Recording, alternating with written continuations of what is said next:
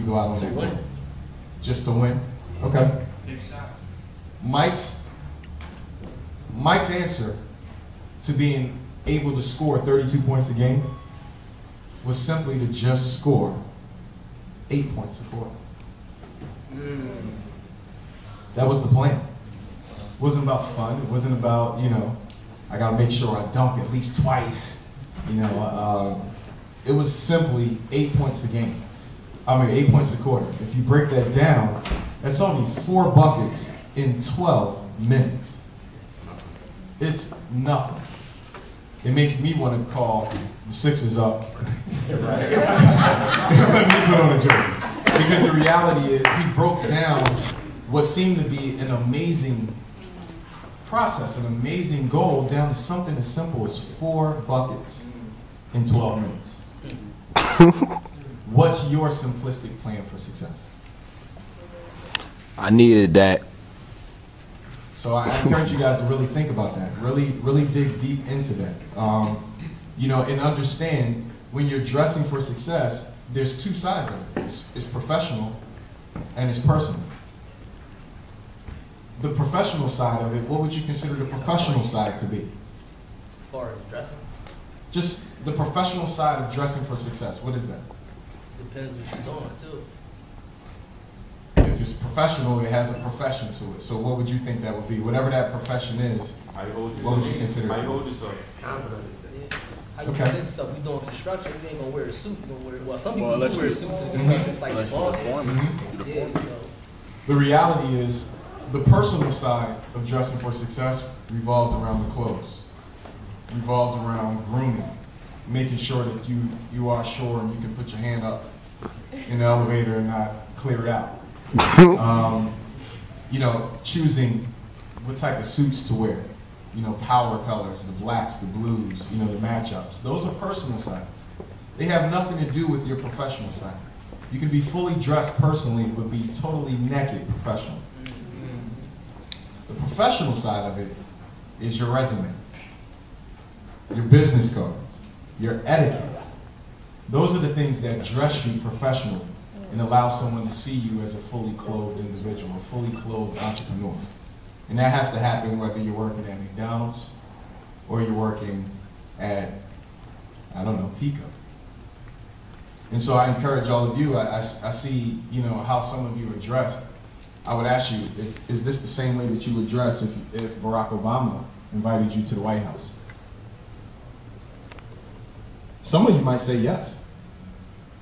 And consider meeting Barack Obama a good thing, right? It would be a pretty notable thing.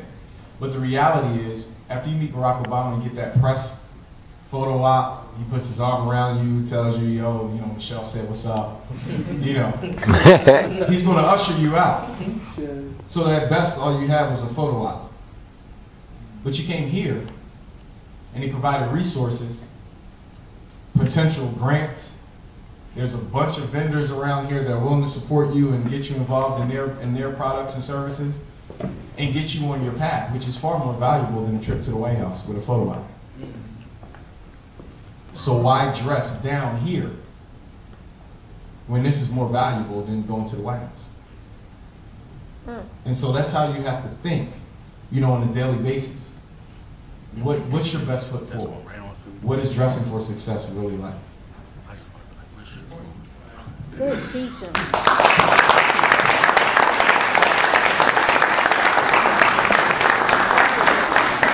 not really sure what to say after that.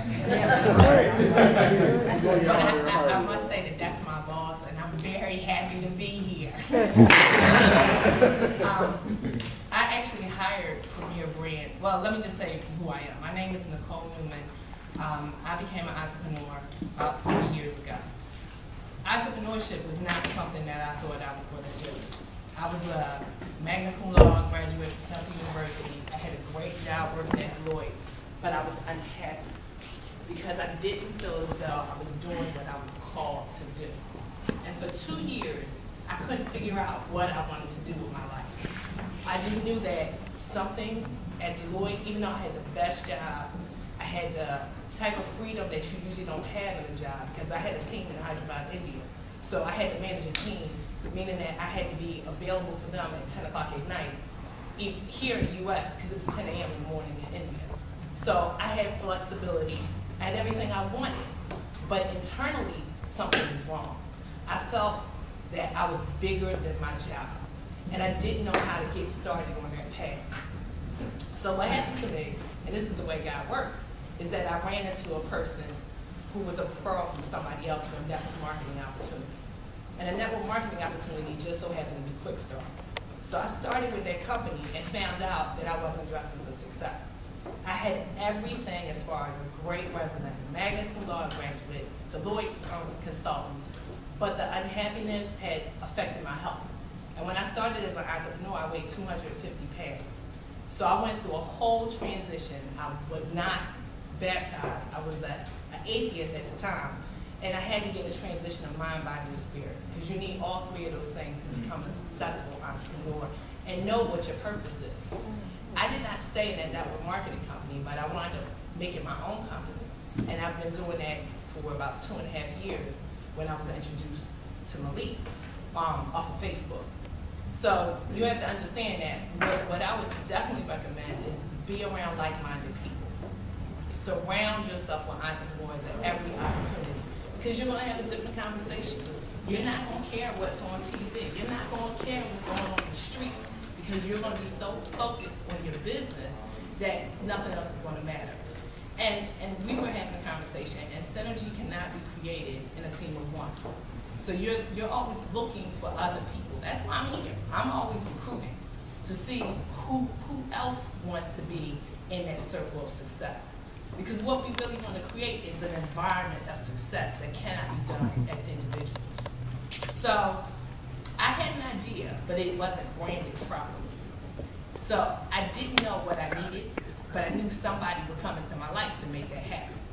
So I was introduced to him, and we had a conversation, a few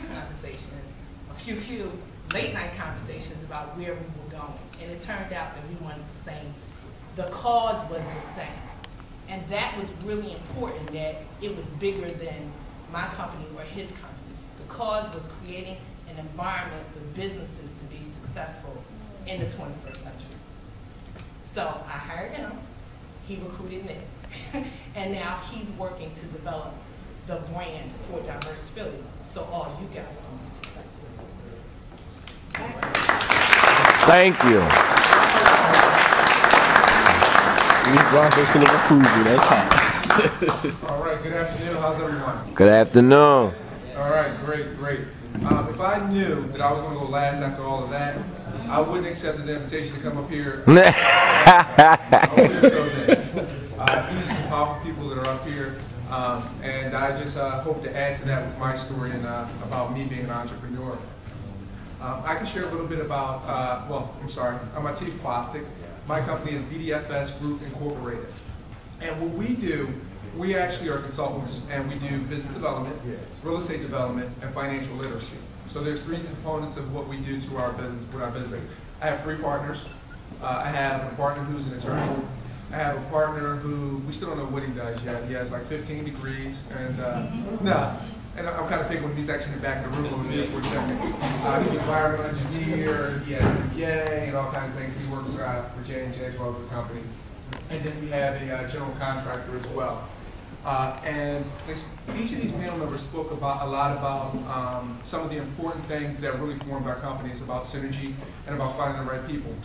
We all were in corporate America. I work for Wachovia, and actually I still do, so I can speak to a transition piece with working for Wachovia. I was a financial specialist, licensed, Series 6, 63, insurance licenses, and worked directly with clients, became a relationship manager for Wachovia. I mean, just all kinds of things. And again, it's different. You know, it's different than being on your own and having your own. So my business partner, who was actually in the back of the room, came to me one day and wanted a loan. All right. So he tells the story all the time because I declined it. I said, "You can't have any money."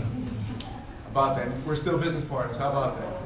So we're sitting across the desk, and I say, "Listen, I can't give you a loan, but I'd like to partner with him." He was doing real estate at the time. He shared with me at a later date that he was looking at me like, "Is he kidding me? He just declined me for a loan and asked me, could I